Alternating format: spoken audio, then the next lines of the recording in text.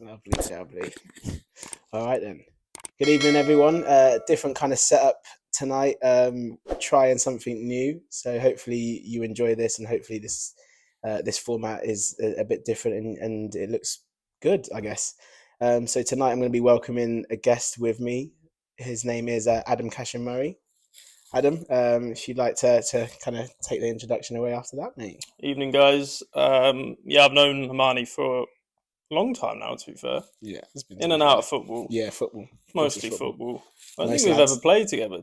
Nah, we haven't. You know what? I was literally thinking about this yesterday when I knew you was coming on, and I was like, "Have we actually played together?" And we haven't. It's always been against each other. Yeah, because you were even an age group up, but still, I did play an age group up like back in the day. But yeah, I never. Yeah, we've always been around the same sort of teams and circles and stuff. So we know each other from there. the same people. So yeah, we just we talk a lot about football. We go to the same gym. We talk a lot about football in the gym. So we thought why not do it? Why not do it officially? Yeah. Usually on a Monday night is us in the sauna, like with the steam room, and we're talking football anyway. Debriefing about how bad our teams are. Well, not you necessarily, me now these days being a United fan. So let's do it. So here we are. We might as well roll into it then. You know, he's a United fan, as he said. So unfortunately for him, it's been a dreadful start to the season. Another point on the board, nonetheless, against a Champions League team. We have to think of the positives, as Eric has been doing as well. Clean sheet as well. I don't think there's many positives at all, to be honest. I think if I was a Villa fan, I would be annoyed that they didn't win that game. Really? I think teams look at United now and think, you know, when you're like in a bit of a bad run as a team. Yeah. Like before, it would have been United at Old Trafford or United coming to our ground. That's a hard game. Yeah. I think teams now think. Yeah. That's we could nick points. A point or three here. We can get at United. 100%. They're struggling. They're under a lot of pressure. I think teams, and it's been like that for a while now. Teams look at us. It used to be one of the most feared places in the Premier League to go. It wasn't like for a lot of teams. It wasn't even. Are we picking up points today? It's like, how many are they putting past us today? You used to hear managers would, the fixture list would come out. Yeah. Old Trafford, later on in the season, that's 3 points gone. We're just keeping the score down. Yeah, exactly. And the fear factor's 100% gone now. Well, we spoke before you press record. We were talking about records that he's broken, and well, let's let's mention this on the record. So Brian and Bremo has scored more goals than Man United so far this season. Brentford have been flipping on form. So Bremo is doing it for them and knocking in them goals, which has been more than the whole of United's team. And when you look at that attacking lineup, I think first and foremost, that's disgraceful, actually. Yeah, but it doesn't surprise me though, because we've struggled to score goals with Ten Hag. And I think back now, I think of the first season where where did we finish? Third? In the first season, we come third and won the Carabao. Yeah. But I look back at that first season, there were so many games like on a knife edge that we could have lost. Yeah. We didn't. I look at it now and I think, did we actually play that well that season? Because there was a lot of positivity about United at that time.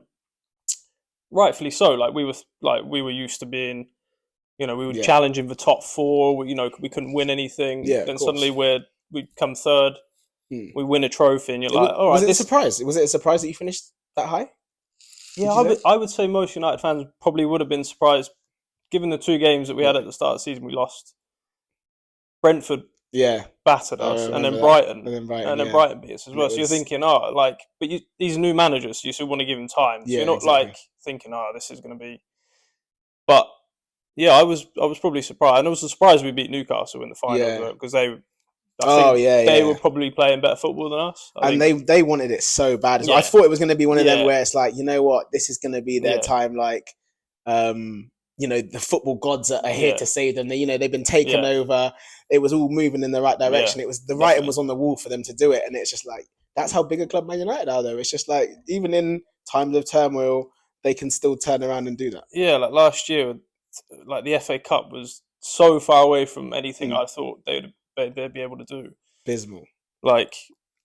Ten Hag is a lot of people with Ten Hag now, I think, probably after the second season would have thought, the team's still trying to gel, that he's still got, it's not fully his team. He's still trying to sign people. He's still trying to, put onto the team the way he wants to play. Because everyone's like, well, what's United's style of play? Like, I'm at the point now I don't know. You still don't know. Does anyone crazy. know what? I actually don't know. I want to know. I would love to know. I don't think he knows. I think it was very clear at Ajax. You could see it.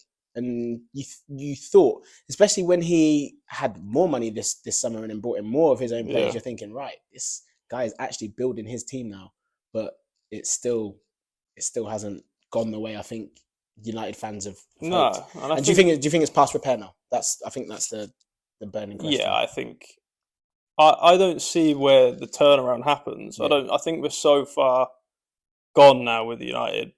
Like, probably even the most pessimistic United fan at the start of the season would have said, wouldn't have thought it would have been this bad. Yeah. Like, I thought, I was positive at the start of the season. Yeah.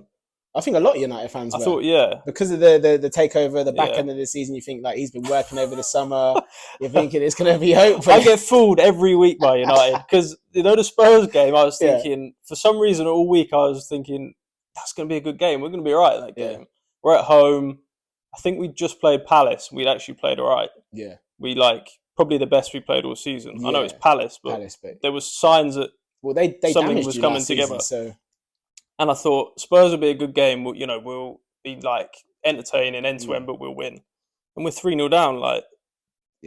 That was a crazy 3-0 down after 50 minutes. I think I was just trying to look on here as well. That another one of the stats, you've failed to score in 4 of your last 7 games. Yeah, we can't score goals. That's not a stat that you associate with Man United. You can't score goals. We're XG or whatever it is. We're highest, top of the list for missed chances. That's got crazy. So many players who you think capable of really good moments, but they're not.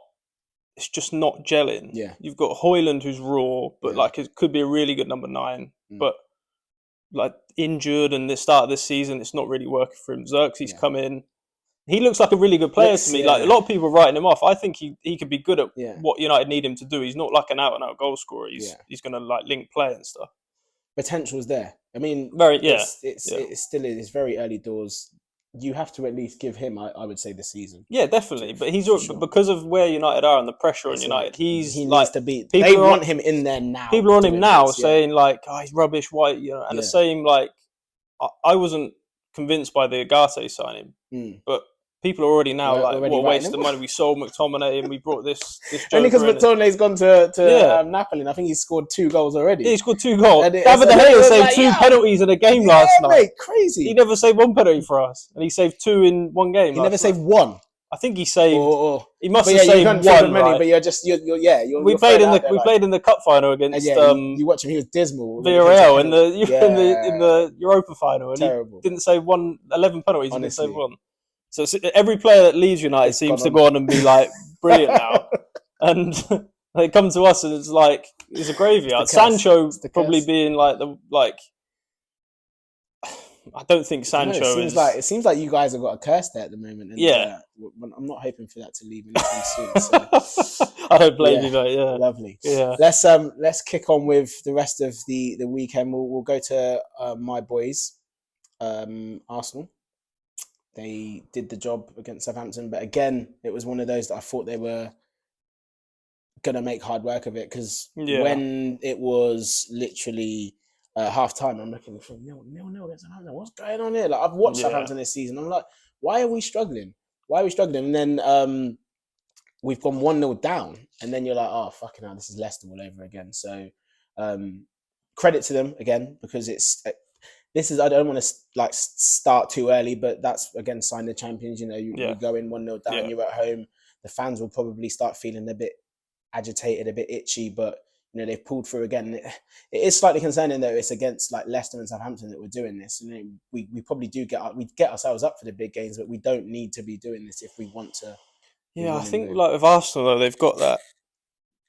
There's they're inevitable now, Arsenal. That's what it feels like, which is it's a good feeling. Yeah, when Southampton were 1-0 up, there wasn't any part of me that thought Arsenal still wouldn't win that game. Oh, okay. And I still get worried when it's but you're an Arsenal fan, so you're going to get that. But I look at that and I knew it was going to be 2 or 3-1 to Arsenal. And I think when Liverpool won the COVID season, they had that. Yeah. They were like 1-0 down or 2-0 down, 1-0 down to Villa with like 92 gone. And then they Mane scores in the 97th. And you just think like, I think Arsenal have got that now. Whether it's going to be them and City again. Yeah. I think Liverpool are like going along quietly, but I don't. Liverpool's real test is going to come after this. Yeah. I looked at the fixture list, and the fixture list is looking crazy for them. Yeah. Like, that's when you're going to see who the real players are in that team. I think Arsenal and City are better sides than Liverpool, to be fair. Yeah. Which is great to hear. Well, yeah, as an Arsenal fan, it's great to hear. It's not too great for me. I haven't heard it in a long time, so it's good. I'm down in Europa spots. Not even in Europa spots anymore. The conference, or whatever it is. Well, you'll probably end up winning that this season, if Eric turns it around. So, I'm looking at relegation at this rate. It was 14th or something. Nah, no way. There's no way. Eric's going to turn it around, mate. Eric is the man. I don't know. The rest of the weekend, we'll go through Saturday and then we'll finish on Sunday because there were some crackers on Sunday. Yeah. Talking of crackers, Brentford Wolves, what a game. 5-3. That's got to be one of the games of this season so far. 8 goals. Wolves are in trouble. Yeah, I think I really like Gary O'Neill. Like he played, I think they played United in their first game of last season. I think we won, but they were really good. Yeah, you could see that he was impressed with him. I think he impressed a lot of people when he took over. And he's been around the game like ages. He's a bit of a student of the game, isn't he? Knows one of them. He's not a big name, but he just knows football. I think you can when you hear him talk, he's just someone who knows football. But I think the Wolves have always seemed to have that struggle with like managers, and they've always had really good players, but they throw up these like weird results. The last best manager I probably would say that brought success to them was Nuno. Yeah, it's been the struggle since Nuno. Yeah, and which is mad to say. And then because he's gone on and then he struggled at Spurs, and then he's gone to Forest, kept them up, I guess. And it looks like they're going strong this season as well. So fair play to him. But Wolves are in big trouble there. Yeah, I think Brentford are a good side actually. Do you reckon they're gonna? Where are you placing them this season? I think people would have had them like struggling. I thought second half of the season, like if I'm being I think a lot of people would have thought that because of Tony, and then they didn't really. Well, they went out and bought a striker, and then he went and got injured, and then you're thinking, oh shit. Yeah, they made like some good. So I think Carvalho from Liverpool. I don't know how much he's played, but like they're just I don't know. They're like a team that's quite efficient at what they do. Wissa and Mbeumo, who were there with Tony, are now like, okay, we're here. And they work hard as well. They're a hard working side. Not big time. I don't think there's any of that. 100% like effort players, which is always good. They don't seem like they've got egos or anything like that, so that works nicely for them. Yeah, I think so. And they're good at home as well, aren't they? Yeah, not bad at all. They've scored in the first minute of they've scored literally 2 or 3 games. Where did I see it? Yeah, they've scored like 4 in their. I think it's their last 4 games or the first 4. They've scored in the first or second minute. Yeah. In those games, like, all at home, is it? Or... I don't know if they're all at home. I think at least 3 of them are at home. But imagine playing against them and you're just like, bang, like it's kick off, and then within a minute you've conceded. You've played in games. When you concede early, it's a flipping kick in the teeth, man. Like, it's horrible when you're having to chase the game. When you concede a goal like very early in a game, or if like your keeper like throws one in, it's gut wrenching. It's tough. And then that's when you see who the real characters are in the team and that as well. Yeah, but it's like a boxer getting getting dazed, isn't it? And you're just like, what? You need 5 minutes to sort of work out what's going on. Everyone's looking at each other like, I wasn't expecting what's that. Happening? Looking to get onto each other and shouting at each other. We know what Sunday League. There's not a whole lot of like, come on, boys, we'll be all right. It's like, whose man was that? No encouragement. Just cussing man out like just fucking going 8. Rest of the Saturday games, Leicester Bournemouth. That was a good win for Leicester at home, 1-0. Yeah, I think Leicester will be okay actually. You think? I think. Well, a lot of people had the promoted teams to go down, but I think I don't know. Leicester have been in the Premier League, obviously. Yeah, they've had some good experience. They didn't make like any like big signings, I don't think. And the football, I mean, it's been.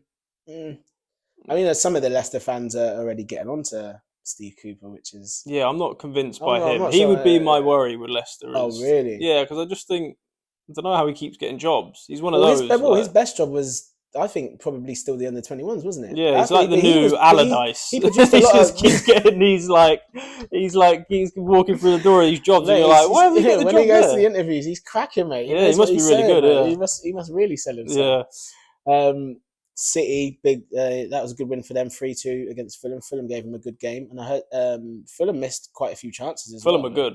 Fulham. I watched them. I went to Old Trafford, first game of the season. Oh yeah, you went to the game, didn't you? To watch them against United, and they were good. They should have won that game. Yeah. To be honest, they had a lot of chances. Traore is. Yeah. If he could, I don't know. I don't think he's too late in his career now to have this like moment where he becomes like a polished player. It's just like, oh my god, this is the Traore we were waiting for. Yeah, but you saw like at the weekend when he burst past Walker, and then you see the clip at the end of the game of Pep talking to him as well, and people were like, "Oh, Pep's probably like getting his ear being like, if you could actually play football." He did the same with like Redmond, didn't he? That one game as well. I remember him doing that with Redmond. So he just loves coaching, I guess. Period. West Ham. Didn't think I'd be saying this, but they scored 4 goals in the Premier League this season against Ipswich. Didn't expect. Ipswich have been going quite steady. I really like McKenna. I actually think he's a really good manager, and he's getting a lot of people have been talking about. They've been talking about him even when he got them into the Championship. Yeah, because I think that was big that he finally got them out there, and then he got them up again. Back-to-back promotions is serious. And Delap's great signing. Yeah, he's scoring some goals. Ridiculous goals for them. Some decent goals. Good player. I think we also forget he's coming from another good young City team. Yeah, City team. He's Rory's son, right? Yeah, Rory's son. Yeah. He was putting himself a throw-in at him as well. I don't know if he's got the throw-in at him as well. He's saving that for later in his career. Because his dad didn't really score the goals, innit? So, I'm gonna back Delap actually to score more goals than his dad did in the Premier League. I don't think that would be too. Yeah, I don't think you. I don't actually know how many Rory got, but I'm 100%. I'm throwing that out there right now. Got plenty of assists. Even if he goes down, I reckon he'll come back up again, or he'll sign for another Premier League club, and he's a good player. But good player. Everton, Newcastle, not much to talk about there. 0-0. Apart from Jordan Pickford getting me points on Fantasy Premier League, big up you.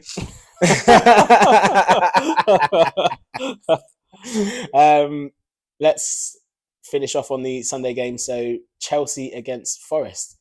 Chelsea, mate, seemed like they're losing their heads a bit. 6 yellow cards, but Forest ended up with 10 men. Did you, first of all, before we talk about obviously the rest of the game, did you see the sending off? Yeah. James he's like, hey, for his life. That was so funny, man. It was like one of the funniest sending offs that we'll probably see this season. Like he was obviously just taking that piss. He must have thought that Jackson was actually going to burn. When I watched it though, I didn't realise he was on a yellow.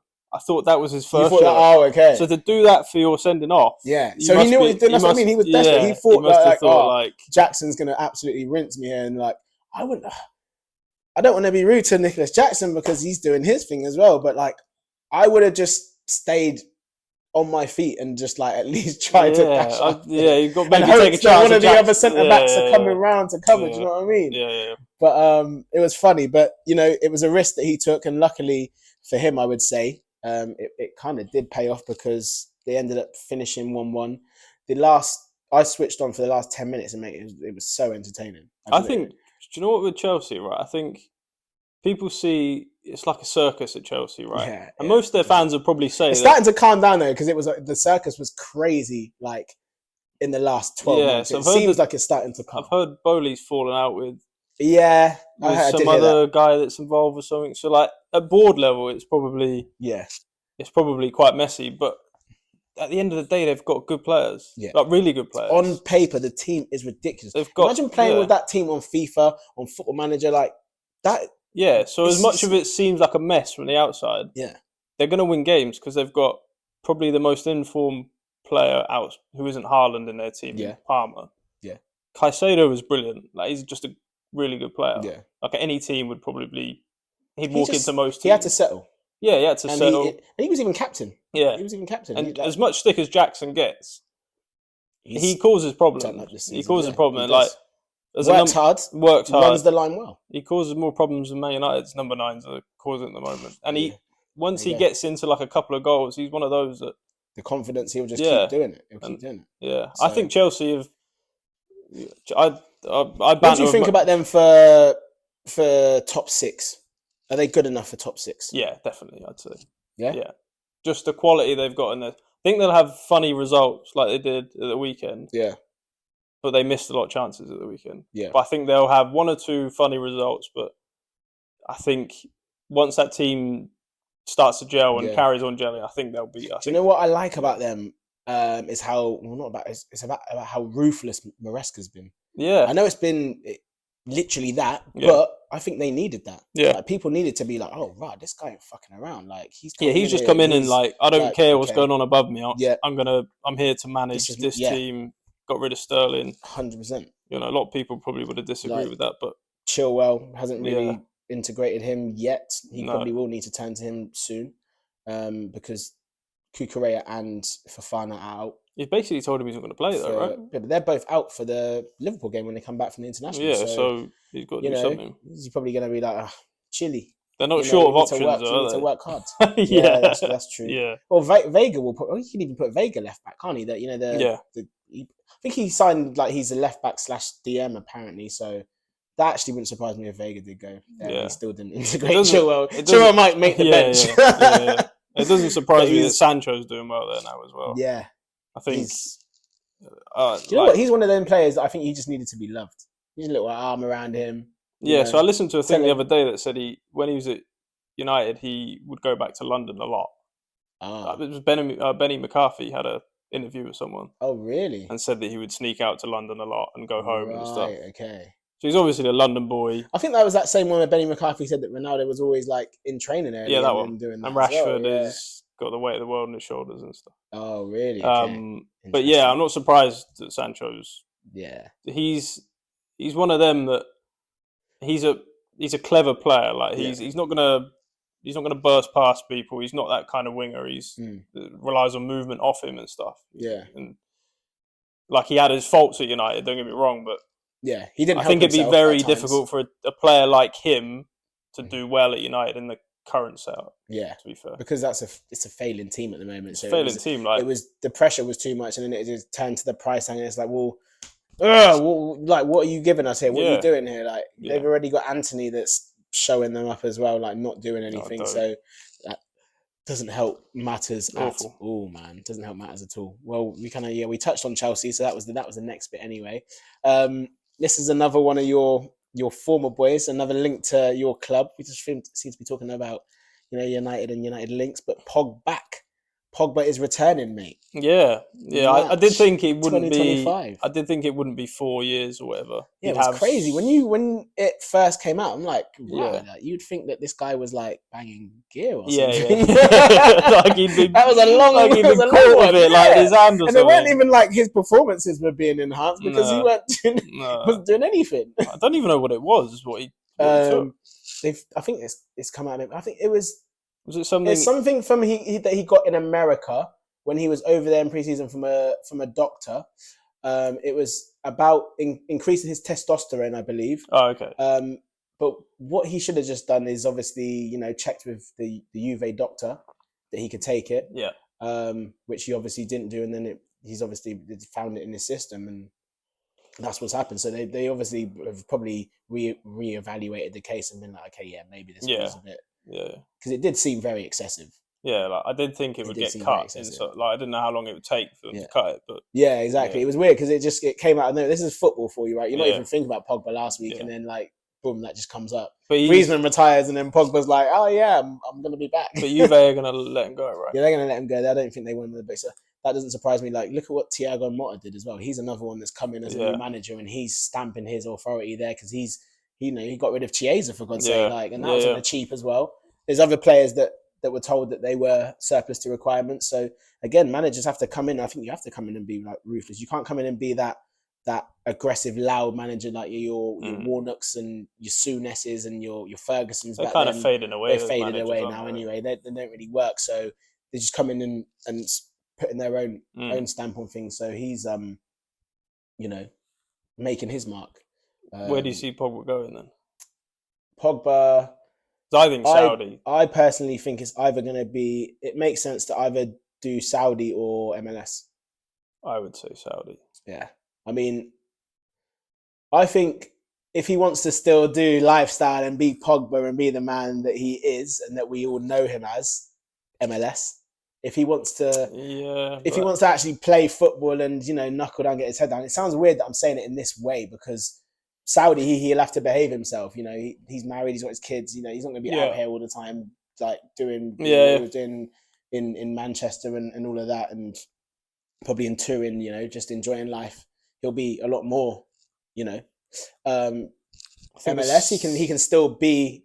I reckon he'll come back and he can still be an absolute fucking baller in that league. He'll look class. Yeah. There'll probably be highlight reels of him if he goes there. But then off the pitch as well, he can still enjoy himself as well as having his family. He can still do family life and that as well. He can still enjoy himself depending on what city he's in. You know what I mean? Like America's imagine him in Miami, or if he wants to go to Los Angeles, or if he wants to be in Chicago. Like there's so many spots that he can hit up and I think really that Saudi money is. But that Saudi money, Carlin, Saudi money is different. He's made so much money in his career anyway. Yeah, but his contracts have been big. But I think at his age now, you're a bad injury away from you're done.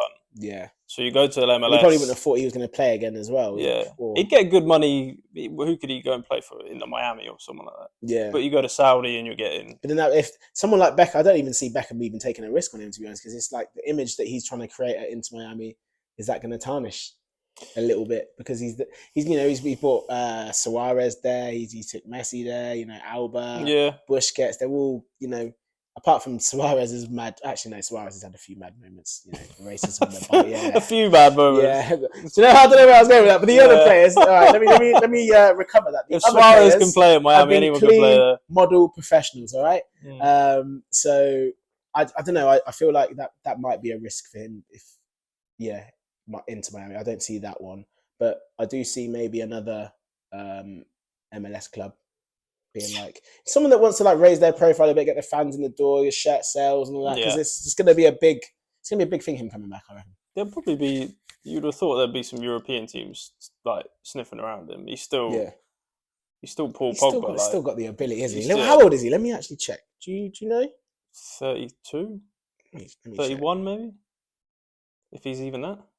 Yeah. So he's 31. He's going to be 32 in March. Yeah. So when he comes back, he's going to be 32. So he can probably he should be able to give another 3 years to the game minimum. Yeah. Minimum. Yeah. I do think I'd be disappointed if he didn't. Yeah. I think it would have. Some players. He had some really good moments at United. Yeah. Again. It's exciting to watch. I like watching exciting players. He would be. I don't like. People would say he was a failure at United. He probably was, but United was the mess that it is probably now. It was like welcome, like it's the whole welcome home thing. It was.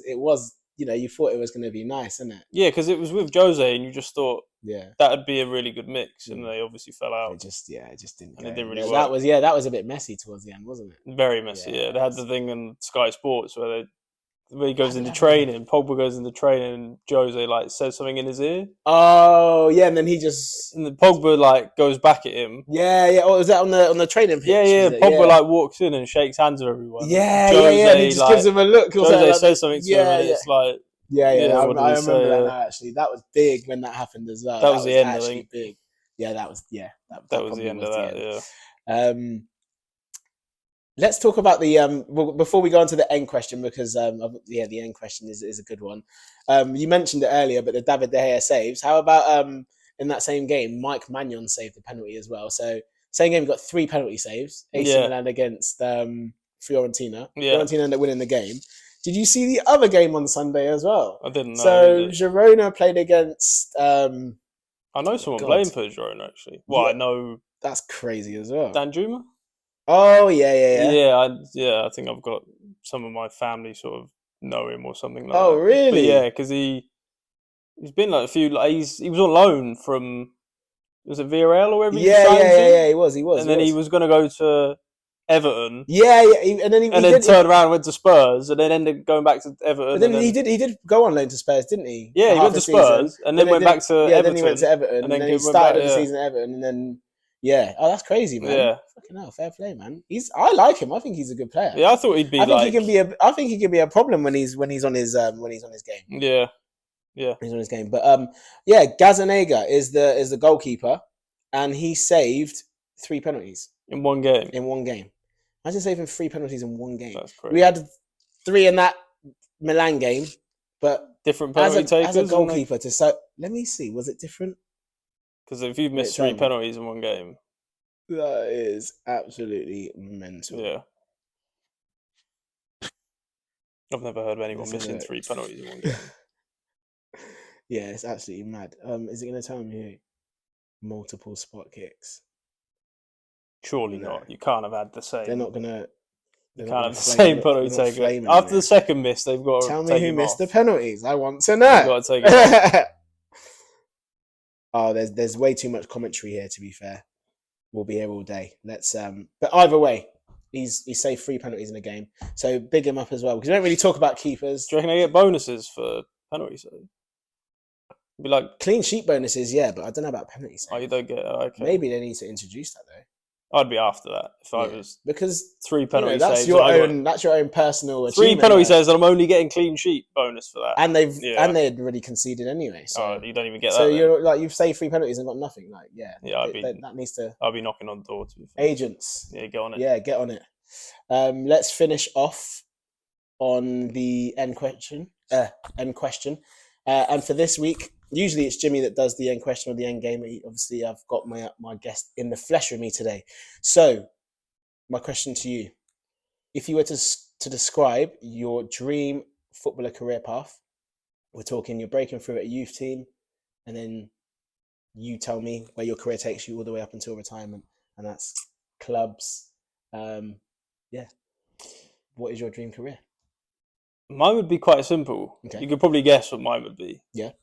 That's what it is. Everyone's different. I'd love to I want to hear it though. Well, it's kind of different because I was at Reading when I was younger. Yeah.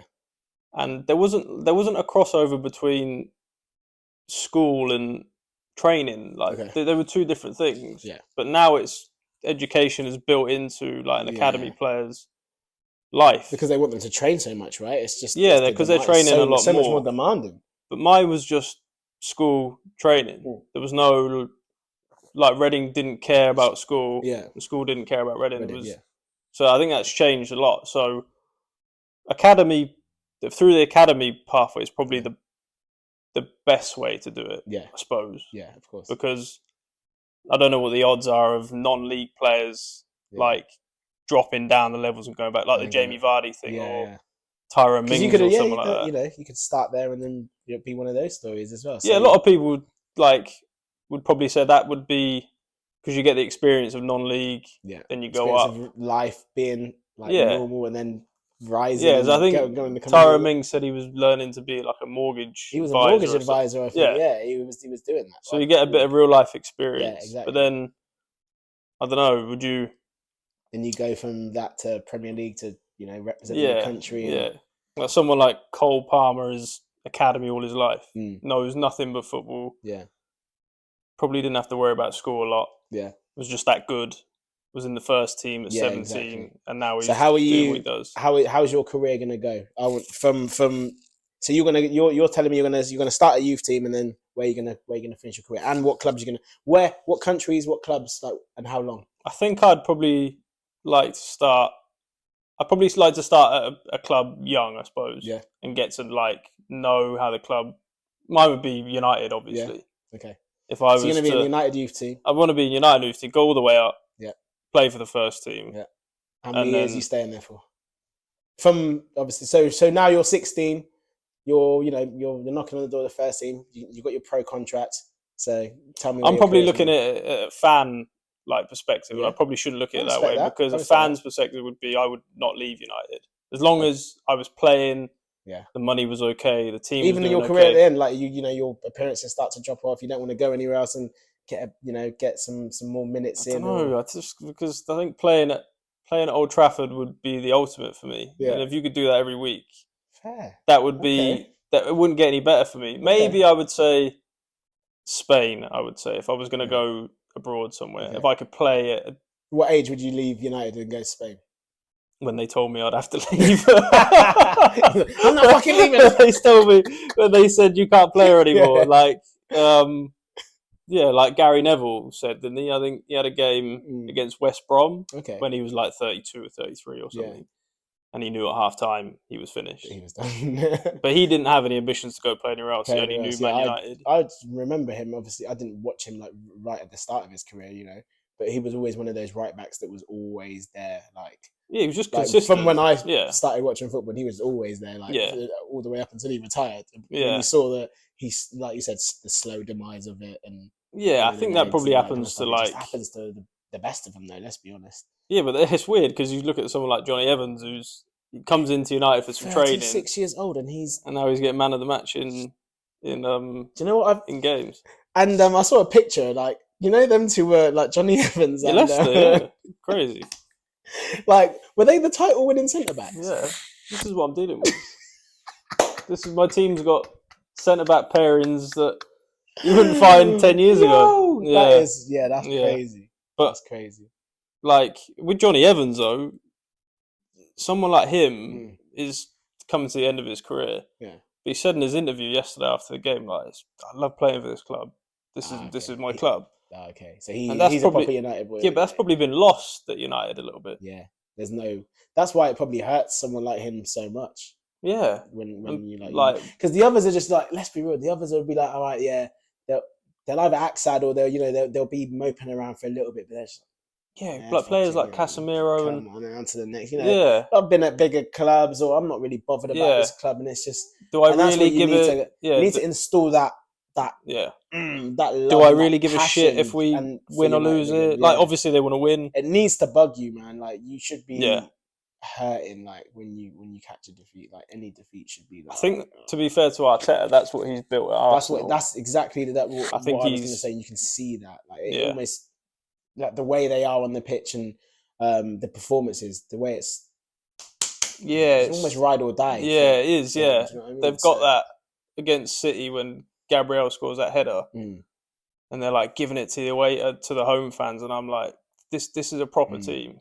They believe that they can come here and win this game. They can compete with City. Yeah, like a ball, like little things like Arsenal take a corner, and I'm thinking that this is going to be a goal because someone is going to want to get on the end of it. Yeah, Gabriel or someone else, whoever, they've got that desire to go and win it. Yeah, exactly. But I look at my team, and balls are going in. And I'm thinking, that's literally what Jimmy was saying. We're not going to score. We're not going to score. And when the other way around, we're going to concede because someone who's got like Gabriel against De Ligt or someone like that. Yeah, you just know how that's going to end. Bully him. Yeah, you know how it's going to end. It's going to end like he's hungry. Yeah, he's hungry. Yeah. So, but yeah. So in answer to the question, your career is going to be United unless you're forced out. And if you are forced out, you're going to Spain and then you're going to retire there. International, I'd probably, if I was given the choice, I'd which one are you gonna? Probably have to go Ireland, mate. I think. Fair play to you. Let me shake your hand on that because Ricey and Grealish didn't quite follow you, mate. I think I'd be disowned by my family if I. Oh, really? But I actually had this conversation with my dad recently. My dad's Irish. Yeah. And he someone from my Sunday team, French lad, he said he doesn't like England. He would never play for England. Just doesn't get it, right? Yeah. Doesn't get why England are always hyped up at tournaments and we're going to win and coming home and all that. And he said, I'd never play for England. Even if I was born here and just had French family, I'd never play for them. That's crazy. But I had to think about it because I was born here. Yeah. My family are Irish, but I was born here. Yeah.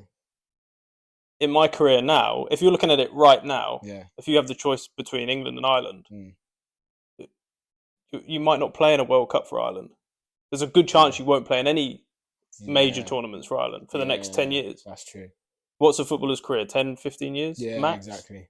So you might not play in anything.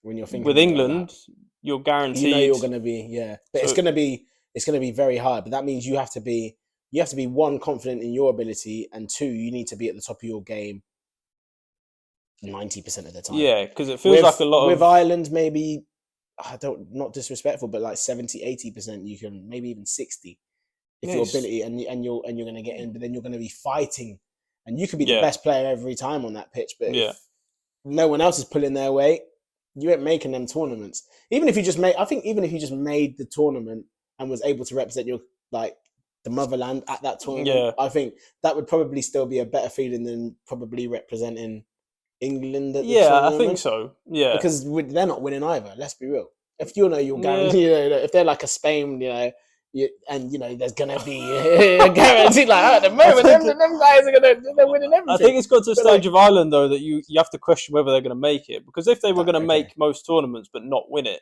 and you would probably take that choice as like an Irishman or with Irish family. Yeah. But they're not even making these tournaments. They're not even close to making these tournaments. So internationally, I probably would pick Ireland because my whole family would never speak to me again. Man United and Ireland. I think so, yeah. Sweet. Centre mid. What's your centre mid? DM? Centre mid, I suppose. Mid, DM now, my legs are going. He's a centre mid. He's classed as an experienced midfielder now, by the way, guys. So yeah, that was in a program recently. I remember that. I'll never forget. Experienced midfielder. Yeah, you're an experienced midfielder, mate. Yeah. So yeah, love that. Yeah. Thank you very much for coming on. You're welcome, mate. Appreciate Pleasure. it, man. And I'll definitely we'll have you on again soon. I'm gonna have you on here with Niz. DJ, PJ, whatever we want to bloody call him. My old school friend. That'd be a good one. Yeah, the old school buddy and United fan as well. Yeah. Cheers. Thanks, mate.